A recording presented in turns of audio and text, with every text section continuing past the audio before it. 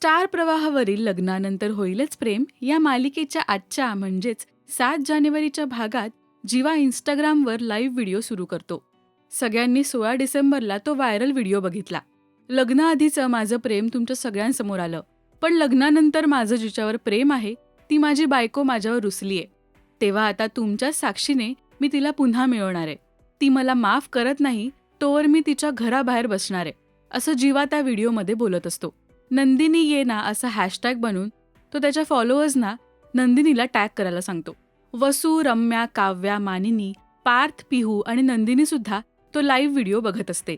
तेव्हा fake account बनवून आता निगेटिव्ह कमेंट करायचं का असं रम्या आणि वसू ठरवतात. जीवाचा तो व्हिडिओ सोशल मीडियावर व्हायरल होतो. मानिनी त्याला फोन करून जेवणाचं आणि राहण्याचं काय असं विचारते, तर तो रिक्षातच झोपणार हे समजल्यावर तिला काळजी वाटत असते. निदान झोपण्यासाठी तरी नंदिनीने आत बोलवायला हवं होतं असं ती म्हणते. तेव्हा आता ही लढाई माझी आहे आणि मलाच ती लढावी लागेल असं म्हणत जीवा तिची समजूत काढतो. पार्थ काव्याचं स्केच फाडून टाकायचा प्रयत्न करतो, पण काव्याचे प्रयत्न बघून त्याला खरंच काव्याचं त्याच्यावर प्रेम आहे याची हळूहळू जाणीव होत असते. दुसरीकडे नंदिनी जेवणाचं ताट भरून आईला ते जेवण जीवाला नेऊन द्यायला सांगते. जेवण गरम आहे तर सरळ त्यात हात घालू नका असा निरोप ती आईकडे देते. मालिकेच्या आगामी भागात आई जेवण जीवाकडे घेऊन जाते तेव्हा जीवा गरम वरण भातात हात टाकतो आणि त्याच्या हाताला चटका बसतो.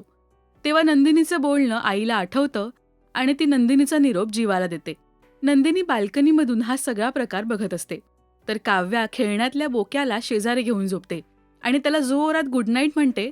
ते पार्थपर्यंत ऐकू जातं. नंदिनी म्हणालीच होती त्यांना म्हणावं एकदम हात घालू नका, हात भाजेल. ती खरंच असं म्हणाली. तिला काळजी आहे हो तुमची. आता सुद्धा बाल्कनीतून बघत असेल बघा.